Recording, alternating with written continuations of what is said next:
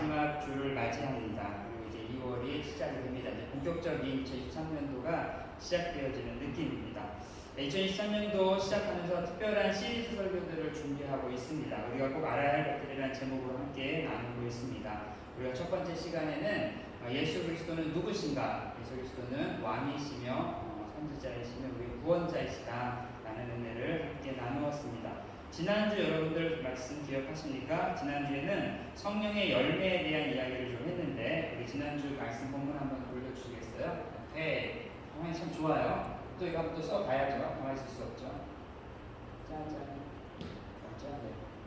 나오죠. 성령의 너무 쉽네요. 열매는 뭐뭐죠? 이것과 시작. 사랑, 기쁨, 화평, 오래 참음, 친절, 선함, 신실함, 온유와 절제. 모두 몇 가지예요? 9가지. 네, 성령의 9가지 열매에 대해서 같이 함께 나눴어요. 그래서 여러분들 삶에 2023년도에 이런 아름다운 여러분들 내면의 열매가 맺혀지기를 여러분들 다시 한번 축복하며 기도합니다. 자, 오늘의 주제는 뭐냐면 교회예요. 교회.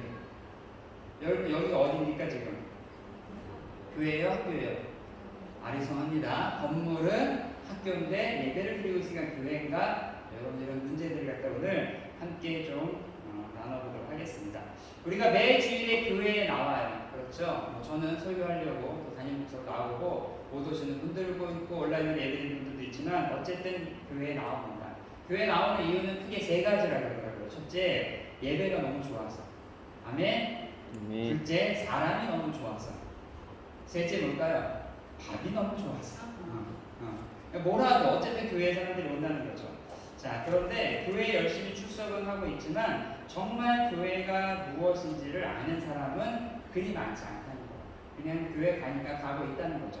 자, 그래서 제가 여러분과 함께 오늘 교회에 대한 이야기를 좀 함께 나눠볼게요. 첫째, 자 보세요. 교회. 아까 그거 주세요. 네, 괜찮습니다. 교회. 먼저 교회는 영어로 뭐라고 얘기해요, 여러분? Church. 예, 알바를 잘 하셔야죠. 네, 불려주세요. church라고 얘기하죠. church가 헬라어로는 뭐라고 얘기하냐면 읽어봅시다. 시작. 에클레시아. 에클레시아라고 얘기해요. 에클레시아. 헬라어가 뭐예요? 들어는 봤는데 뭔지 잘 모르겠어요. 자, 헬라어가 다른 말로 하면 라틴어예요.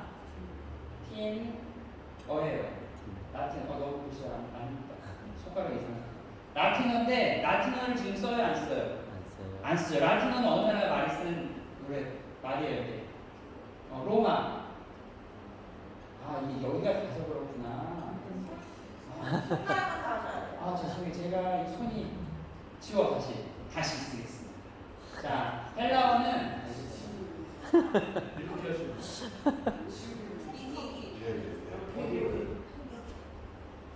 여기.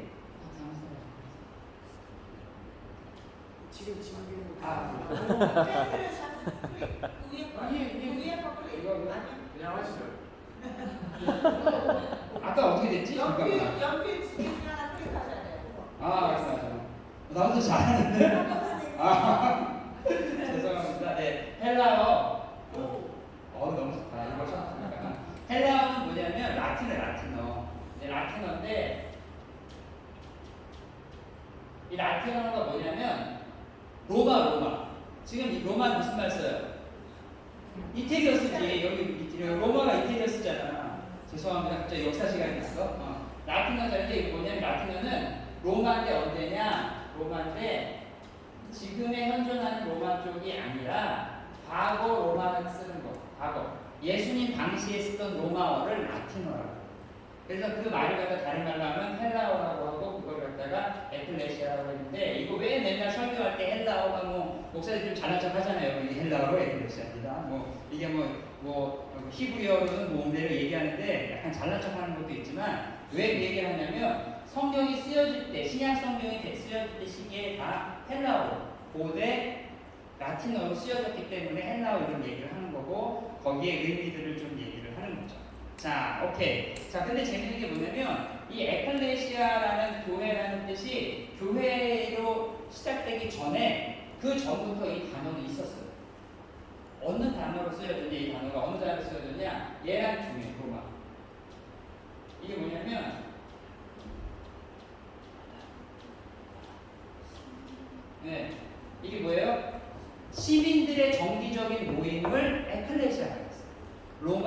성도들이 한 달에 한 번씩 모여가지고 무슨 중요한 문제를 논한다든지 얘기한다든지 할 때 그 모이는 정기적인 모임을 에클레시아라고 했어요. 자, 우리가 정기적으로 모여요, 비정기적으로 모여요? 정기적으로. 그렇죠. 일주일에 정기적인 모이잖아요. 그래서 정기적인 모임을 갖다가 로마 시대에 에클레시아 했는데 그거를 교회에서 그럼 우리도 정기적인 모임을 하니까 이제부터 우리는 그걸 갖다가 교회라는 말로 씁시다 해가지고 된 거예요. 이해하시죠? 예, 약간 언어적인 얘기를 잠깐 터치했어요. 오케이. 그런데 여기서 중요한 게 뭐냐면 에클레시아라는 뜻이 부르심을 받은 사람들의 모임인 거예요. 부르심. 누군가가 불렀으니까 에클레시아라는 모임에 온 거라는 거예요. 누군가가 불렀으니까 처치, 교회 모임에 왔어요. 그리고 여기서 중요한 게 뭐냐? 누가 불렀어요? 누가 불러서 교회에 온 거예요, 여러분? 담임 목사가? 네, 담임 목사 불러서 올 수 있죠. 중요한 게 뭐냐면 로마에서 이 회의를 할 때는 로마의 이제 그 공화정이나 황제가 가 부르잖아요. 자, 이제 우리 모임하니까 오십시오. 회의할 겁니다. 하는 것처럼 여러분들이 교회에 올 때 누가 여러분들을 불러서 왔느냐? 부르심을 받은 사람들의 모임이라면 이 누구냐? 이게 중요해요. 따라합시다. 예수 그리스도.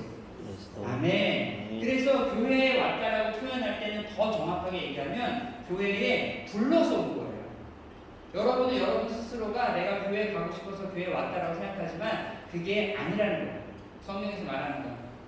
여러분 어떻게 해서 교회에 왔어요? 예수님이 여러분을 부르신 거예요. 어제부터 올 생각이 있었으면 어젯밤에, 어제 낮에 아니면 지난주에 여러분들의 마음에 예수님이 끊임없이 얘기하신 거예요. 오늘 친구 따라서 오신 분들 계시고 방문한 분들 계신데 그분들 어떻게 오신 거예요? 내가 가고 싶어서 왔다고 생각하지만 영적인 의미는 그렇지 않다는 거예요. 예수님이 불러서 왔다는 거예요. 자, 그러면 안 온 사람 있잖아. 안 온 사람. 안 온 사람은 뭘까요? 예수님이 안 불렀을까요? 그게 아니에요. 안 온 사람은 안 온 사람들의 또 이유가 있어요. 안 온 사람들 왜 안 왔을까? 자, 마태복음 22장 2절에서 5절까지 한번 봅시다. 뭐라고 이렇게 써 있어요? 하늘나라는 자기 아들을 위한 결혼잔치를 베풀어 완벽하다. 이 말씀은 사실은 천국에 대한 예수님의 비유인데 이 비유가 지금 교회라고도 연관이 있어요. 요거를 교회로 넣어서 한번 읽어볼게요. 교회는 잔치. 교회는 잔치를 하는 건데 이 잔치의 쭉 내용을 보면 사람들을 초대했어요. 근데 사람들이 왔어요? 안 왔어요? 오지 않았어요. 잔치에 초대했는데 오지 않았어.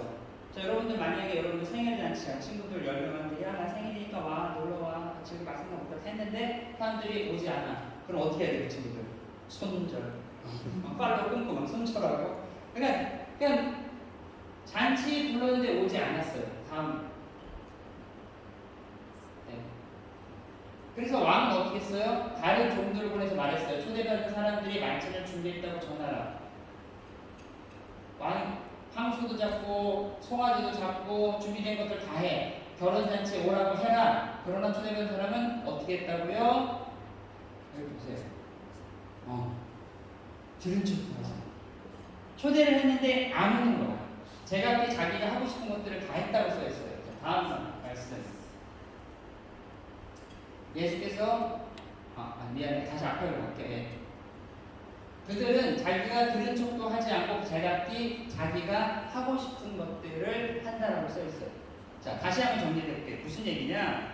우리가 교회에 어떤 사람을 초대했는데 오지 않았어. 그거는 초대를 받지 못했기 때문이 아니라 초대를 했지만 그들이 올 생각이 없었다는 거죠. 교회에 오면 두 가지의 잔치가 벌어져요. 첫 번째는 어떠한 잔치가 벌어질까요? 잔치를 준비했어. 잔치를. 교회에 오면 잔치가 벌어져. 두 가지 잔치가 있어. 여러분, 첫 번째 잔치가 뭘까요? 첫 번째. 이게 뭐예요? 말씀의 잔치. 그래서 말씀을 전하는 거예요. 교회에 왔는데, 주일 예배에 왔는데 설교를 전하지 않아. 그러면 첫 번째 잔치가 땡이 되는 거예요. 자, 두 번째는 뭐예요? 예배만 드리고 저 빨리 갈게요. 급해서 가는 경우들도 있어요. 하지만 그렇죠. 교회 와서 항상 예배 드리면 뭘 줘? 호주 교회는 티하고 비스켓 줘요. 근데 한국 교회는 밥 주잖아. 물론 밥을 못 주는 교회들도 있어. 그래서 우리가 두 번째 잔치는 교제의 잔치입니다. 그래서 교회에 와서 교회 생활을 완전하게 잘 만들어가기 위해서는 말씀의 잔치에도 참여하고 교제 잔치에도 참여하는 게 건강한 크리스찬이 된다는 거죠. 자, 근데 예수님께서는 예수님께서 잔치를 베푸시고 그 잔치에 사람들이 오지 않아도 그것에 대해서 됐어, 너는 이제 한번 알았어요, 끝이야, 오지마 라고는 말씀하지 않으세요. 자, 누가복음 7장 22절 말씀에 한번 올려주세요.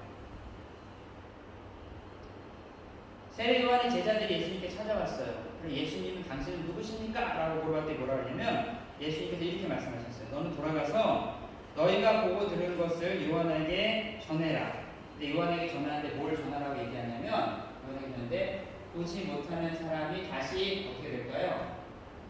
보게 되고 다리를 걷는 사람이 아니다가 깨끗하게 되고 듣지 못하는 사람이 듣게 되고 죽은 사람이 다시 살아나고 가난한 사람에게 복음이 전파된다라고 전해라.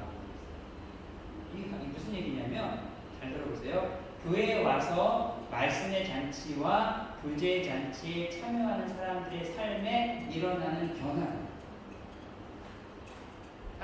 인생이 깜깜할 것 같고 보이지도 않아. 어떻게 뭘 할지도 모르겠어요. 그런 사람들을 볼 수 있게 눈을 열어주시면 과거의 여러 가지 행적들이나 가슴 아픈 일들로 삶에 의욕이 없어 이런 사람들을 깨끗하게 해주십니다. 영적인 안목이 열릴 거고요. 맨날 사는데 사는 것 같지도 않아. 너는 살맛이 안 나요 라고 하는 사람들에게 사는 것 같은 말씀을 주실 거예요. 이 모든 예수 그리스도의 복음들을 깨닫게 해주실 거라는 거죠. 이게 교회에 와야 되는 이유예요. 교회에 우리가 와서 말씀을 듣고 잔치에 참여하는 이유라는 거죠. 자, 그러면 교회에 대한 조금 더 디테일한 얘기를 좀 할게요. 첫 번째, 교회는 건물이 아니고 뭘까요? 사람이에요. 그래서 이걸 아셔야 돼요. 자, 아까 우리가 시작할 때 얘기했잖아요. 부르심을 받은 사람들의 모임이다 라고 얘기할 때 여기는 분명히 학교로 쓰임받고 있지만 주일날 여기는 우리가 교회로 사용을 하고 있어요. 그러니까 이 장소는 우리가 부르심을 받은 사람들이 모여있기 때문에 여기가 교회가 되는 거예요. 초대교회 시절에는 예배당이라는 게 없었어요. 그래서 어디서 예배를 드렸을까요? 가정에서 예배를 드렸어요. 집에서. 근데 그 중에 좀 큰 집, 많은 사람들이 사람마다 집 사이즈가 다르니까 그 큰 집에 모여 사람들이 예배를 드리다가 사람이 너무 많으니까 유대교 회당을 빌려서 드리고 이렇게 공공장소를 빌려서. 근데 거기가 유대교 회당이니까 유대교 회당. 그런데 거기서 기독교 예배를 드리잖아요. 그럼 거기가 또 예배의 장소가 되었다는 거죠. 교회는 두 번째, 교회는 어떠한 사람들이 모이는 것이냐? 믿음의 고백이 있어야 해요. 믿음의 고백. 자, 우리가 아까 읽었던 첫 번째 본문의 말씀의 핵심은 뭐냐면 예수님께서 제자들에게 하신 말씀이에요.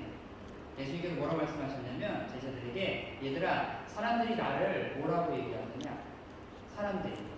그랬더니 사람들이 죽은 요한이 살아났어요. 유명한 그 엘리야가 다시 돌아온 거예요. 하고 여러 얘기들을 한 거예요. 근데 예수님께서 이때 뭐라고 얘기하냐면 너희는 나를 뭐라고 하냐? 너희는 나를. 그러니까 다른 사람들이 이렇다 저렇다 하는 거 소용없고 너는 나를 뭐라고 하냐라고 물어봤어요. 그때 갑자기 베드로 형님이 벌떡 일어나서 이렇게 얘기를 하는 거죠. 주는 그리스도시요 살아계신 하나님의 아들이십니다. 이렇게 고백했어요. 그림 하나 보여주시겠어요? 네. 여러분 이 그림 저렇게 보셨죠? 이 그림? 이거 여기 이렇게 써 있어요. 뭐라고? 이게 뭘까요? 아까 앞에서 얘기했던 이게 헬라어예요. 이렇게 물고기 모양의 헬라어. 초대교회에서 서로가 서로에게 크리스천이라는 것들을 얘기하기 위해서 바닥에다 저 물고기 그림을 그리면 이 사람 크리스천이구나, 안전하구나. 왜냐면 그때 예수 믿는 사람 잡아다가 죽였습니다. 그래서 서로 간에 비밀 암으로 쓰인 거죠. 여기에 보면 5개의 단어가 있어요. 주는 그리스도시요 하나님이십니다. 살아계십니다. 아들이십니다. 이런 뜻이에요. 그 헬라 5글자의 앞머리만 따다가 넣은 것을 하고 이걸 갖다가 뭐라고 읽냐면 들어보셨죠? 이, 투, 스. 크리스천 아티스트들 중에서 요거를 갖다가 문신한 사람들이 좀 있어요. 네, 손등이나 이 팔이나 뭐 목이나 이런데 나름 자기 크리스천이라는 것들을 좀 강조하기 위해서 좀 하는 거죠. 교회는 어떠한 사람들이 모였을 때 그 교회가 건강한 교회가 되느냐? 이 고백이 있어야 됩니다.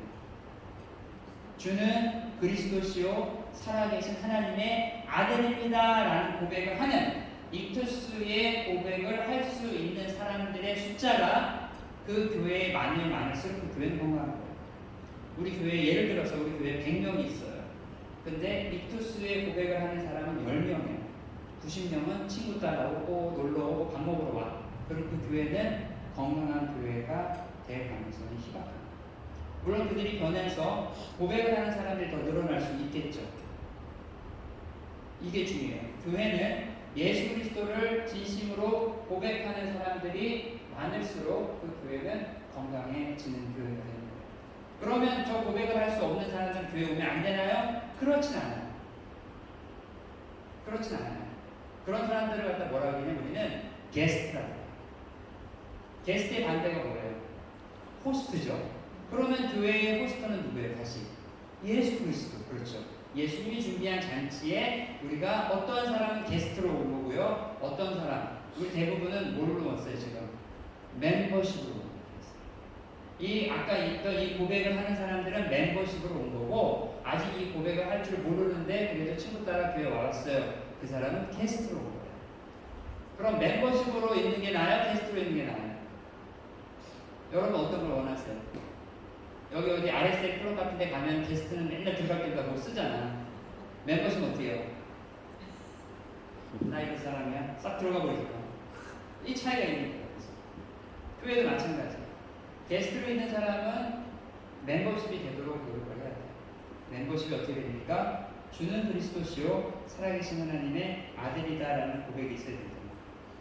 혹시 여기 가운데 결혼식 결혼할 때 이거 기억하시는 분들 계실 수도 있어요.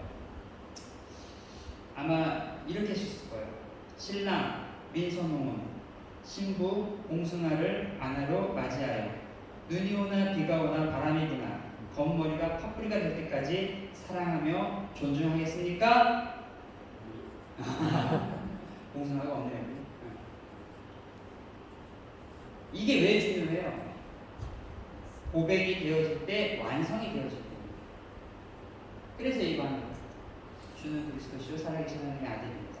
마찬가지로 예수님에 대한 우리가 진심 어린 고백이 있어야 된다는 거죠.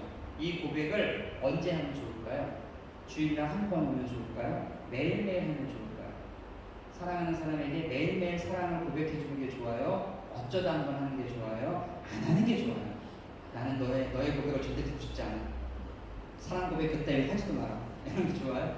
그러니까 마찬가지예요. 아침에 눈을 뜨고 잠자리에 들 때마다 고백하는 거예요. 주님은 그리스도십니다. 살아계신 하나님의 아들이십니다. 아멘. 세 번째 우리를 찾아볼 것은 교회의 존재 목적이에요. 예수님께서 교회를 만드셨고 우리를 초청하셨다면 예수님께서는 교회를 만드신 목적이 분명히 있으실 거라는 거죠. 그 예수님이 만드신 목적이 뭐냐면 예수님의 명령에 뭐 하는 걸까요? obedience, 순종하는 거예요. 이 순종이 어려워요. 내가 죽어야 돼요. 내가 죽어야 순종이 되는데 이놈의 성질머리가 안 죽는 거야. 성경에서 얘기하고 있죠. 불법은 뭐라고요? 우리가 생각할 때 불법은 트래픽 사인 어기고 지나가거나 아무데나 쓰레기 버리면 불법이잖아요. 성경에서 얘기하는 불법은 첫 번째, 내가 버린 사람이 불법이에요. 내가 볼 때는 아닌 것 같아. 내 기준으로는 아닌 것 같아. 성경적 기준이 아니라. 그래서 내가 내 마음대로 판단하는 사람, 그 사람들을 성경에서는 불법자라고 얘기해요. 그러니까 기준을 어떻게 세워야 될까요? 기준을 예수님 그리스도의 명령. 그리스도의 명령은 다른 말로 뭐라고 얘기해요? 말씀. 예수님의 말씀에 순종하는 사람, 그 사람들이 바로 교회의 존재 목적에 부합하는 사람들이 된다는 거예요. 골로새서 1장 18절 말씀 한번 올려주세요. 이렇게 얘기하고 있어요. 읽어보겠습니다. 또 하나님의 아들은 그분의 몸인 교회의 머리이십니다. 그분은 근본이시며 죽은 사람들 가운데서 살아나신 분이십니다. 이는 그분이 친히 만물 가운데 으뜸이 되시려는 것입니다. 아멘. 자, 여기에 보면 중요한 단어가 몇 개 있어요. 몸이 있고요. 머리가 있어요. 몸과 머리가 다 중요하죠. 맞죠, 여러분? 그런데 조금 더 중요하다고 얘기하면 어디가 더 중요하다고 말씀하시겠어요? 머리. 그렇죠. 머리죠. 왜? 머리가 지시를 해야 몸이 반응을 하는 거예요. 뇌에서, 브레인에서 오더를 해야 바디가 움직여요. 그래서 뇌에서 오더를 했는데 몸이 움직이지 않는 사람, 계속 누워만 있는 사람을 식물 인간이라고 해요. 왜냐면 식물은 움직이지 못하잖아요. 그 자리에 계속 있잖아요. 뿌리를 내고 가만히 스탠드만 하고 있잖아요. 그래서 식물 인간이라고 얘기를 하는 거죠. 그리고 의학적으로 메디컬하게 얘기를 할 때는 그런 사람들을 뇌사, brain down, 뇌가 죽은 상태라고 얘기하는 거예요. 숨은 쉬고 있지만 중요한 게 뭐냐면 교회 자체가 예수 그리스도를 하나님의 아들인 예수 그리스도를 머리로 하고 있지 않다면 그 교회는 무슨 교회라고 얘기해요? 들어보셨어요, 여러분들?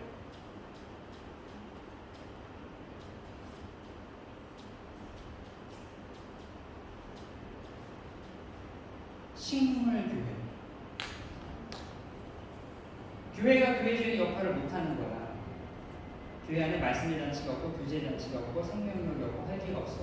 그럼 그 교회를 전문 용어로 식물교회라고 해요. 살아는 있지만 아무런 능력이 없는 거죠. 교회의 존재 목적은 식물교회가 되면 안 된다는 거예요. 예수님의 명령에 따라서 움직여야 되는데 그 명령이 뭐냐? 그 명령 다음 더 올려주세요. 그 명령이 바로 네 번째예요. 교회 사명. 자, 마태복음 본질적인 사명, 마태복음 28장 19절에서 20절 한번 같이 읽어볼게요. 시작. 그러므로 너희는 가서 모든 민족을 제자로 삼아 아버지와 아들과 성령의 이름으로 세례를 주고 내가 너희에게 명령한 모든 것을 그들에게 가르쳐 지키게 하라. 보라, 내가 세상 끝날까지 너희와 항상 함께 있을 것이다. 아멘. 이 말을 다 묶어가지고 얘기하면 예수님께서 우리 가운데 주신 교회의 본질적인 사명은 딱 두 가지예요. 영혼을 구원하고 제자를 만드는 거예요. 영혼을 구원하고 제자를 만드는 거예요. 근데 이 말씀을 쭉 보면서 상당한 부담이 생겨요. 무슨 부담이 생기느냐? 아니 내가 저런 것들을 다 어떻게 이걸 제자를 삼고 이걸 어떻게 하라는 얘기야 라고 생각하는 순간부터 이 일을 하고 싶은 의욕도 없고 할 용기도 생기지 않아요. 근데 이 말씀을 읽을 때 우리가 가장 먼저 봐야 될 말씀이 뭐냐면 이거예요. I always with you. 이거부터 언더스탠딩을 해야 돼요. 이 단어부터 먼저 알아야 돼요. 아, 예수님은 그냥 뭐 sometimes가 아니라 always야 돼요. 영어 단어. 일단 기본적으로 생각할 때 예수님은 나와 항상 함께 계실 거야. 아멘? 네. 이게 먼저 깔려야 돼요. 교회의 일을 해야 되는데 영혼을 구원하고 제자를 삼는 일을 해야 돼. 근데 나는 능력이 없네. 나는 교회 다닌 지가 얼마 안 되고 아는 것도 별로 없고 걱정하지 마. 예수님이 하실 거야. 예수님이 너와 항상 함께 하실 거야. 그래서 이 일들을 만들어 가실 거야. 근데 이 일들을 어떻게 만들어 가느냐? 단계가 있어요. 예수님께서 하시는 그 단계가 첫 번째는 뭐냐면 가서 저는 여러분들이 예수 안 믿는 사람들하고 많이 놀기를 축원합니다. 아멘? 아멘. 여러분 혹시 예수 믿는 사람들하고만 만나는 사람 있어요? 누굴 만날 때 일터에 가서 혹시 교회 다니시나요? 그래서 안 되는데 저는 여기 일 못하겠습니다. 저는 오직 예수 믿는 사람하고만 일할 겁니다. 예수 믿지 않는 사람하고 같이 있어야 해요. 그들 가운데 가야 해요. 그래야 뭐가 돼요? 선교가 되는 거예요. 복음의 전파가 되는 거예요. 그래서 첫 번째 얘기하는 게 뭐냐면 1단계가 소극적인 자세로 너희들끼리만 있으려고 하지 말고 반드시 가라. 근데 가는데 어디까지 가느냐? 모든 민족에게까지 가는 거예요. 저번에 한번 말씀드렸죠. 제가 유대인이 아닌 어나더 다른 민족들은 전부 다 뭐라고 생각했어요? X. 안 좋아해. 다른 민족은 다 안 좋아해. 그러니까 다른 민족하고 앉아가지고 얘기는커녕 밥 먹고 뭐 같이 그 자리에 있는 것 자체도 싫어해. 그런데 예수님께서 이상한 얘기를 하시네. 야, 니들 유대 민족들 그렇게 살지 마. 그거 옳은 거 아니야. 이제부터 너희도 어떻게 되면 가야 돼. 어디로? 모든 민족에게. 가끔씩 그런 생각하지 않아요, 여러분? 내가 친하고 내가 좋아하는 사람이 예수 믿으면 좋겠어. 같이 좋은 행동들이고 천국에 다시 만나고, 근데 내가 너무 싫어해. 부담스러워. 안 좋아. 그 사람한테는 복음을 전하고 싶지가 않아. 두 명의 사람이 앉아있는데 둘 다에게 하나는 내가 좋아하는 사람이고 하나는 내가 별로 안 좋아하는 사람이에요. 같은 장소에 있었어요. 그런데 이 사람이 화장실 간 사이에 이 사람한테만 너 이번 주에 우리 교회 한번 와줄래? 이 사람이 같이 와서 앉았어요. 무슨 얘기 했어? 아니 아무 얘기도 안 했어. 이거 옳아요, 옳지 않아요? 옳지 않죠. 옳지 않죠. 모든 민족이 그가 오고 안 오고는 또 내가 생각할 때 이 사람은 올 것 같아. 이 사람은 안 올 것 같아. 그러면 올 것 같은 확률적인 대상으로 통계적인 방법들로 이 사람한테만 예수 믿어라, 교회 오라고 얘기하는 거. 옳은 거야, 옳지 않은 거야? 그게 옳지 않다는 거야. 모든 민족에게 너는 모든 민족에게 가야 된다. 전에 기회가 되면은 전하라는 기회가 됐다는 기회가 안 돼. 괜히 예수 믿어 했다가 분위기 엉망될 것 같고 뭐 두들겨 맞을 것 같아. 그러면 이거 핍박입니다 하고 끝까지 하면서 막 예수 천국 불신조 이렇게 하는 얘기가 아니라 그런 얘기가 아니라 사람을 갖다가 가려서 복음을 전하지 말라는 얘기예요.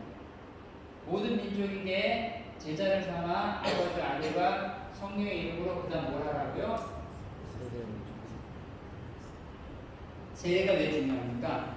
세례는 우리가 이 땅 가운데 있는 삶에서의 결혼식과 같은 역할이에요. 결혼식을 왜 해요? 많은 사람들 앞에서 공인하는 거잖아요. 공증하는 거잖아요. 우리는 부부가 되었고 평생 서로가 서로를 위해서 헌신하며 살겠습니다 라고 얘기하는 거죠. 그게 바로 세례. 교회에서 세례식을 비밀리에 하는 거 봤어요? 무슨 비밀이야? 너만 알고 있어야 돼. 다른 사람 알면 안 돼. 절대로. 그렇게 하지 않잖아요. 어디서는 교회에서 하고 어디서는 강가에서 하고 예전에 저 바닷가에서도 세례식 해본 적이 있는데 침례식으로 들어갔다 나왔고. 그래서 아까 말씀드린 것처럼 예수님께서 말씀하신 영혼 구원과 제자 삼는 일들을 하기 위해서는 첫 번째 가야 되고 두 번째 세례를 베풀어야 합니다. 가라 세례를 베풀고 다시 본문 말씀을 보여주세요. 세 번째 오케이 아니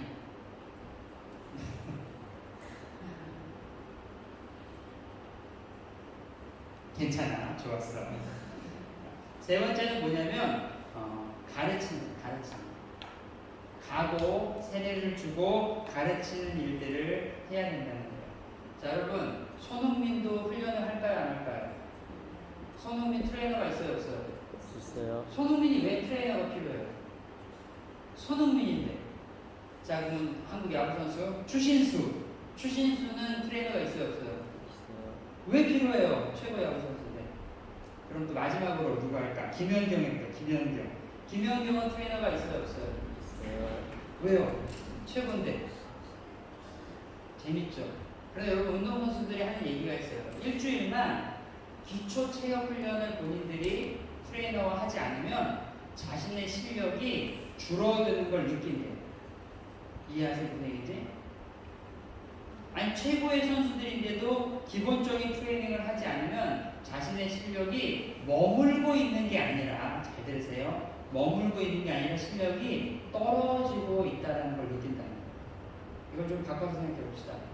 여러분이 만약에 주일 예배를 한 주 안 나와요, 2주 안 나와요, 3주 안 나와요, 4주 안 나와요, 계속 주일 예배를 여러 가지 이유 때문에도 빠지게 돼 계속.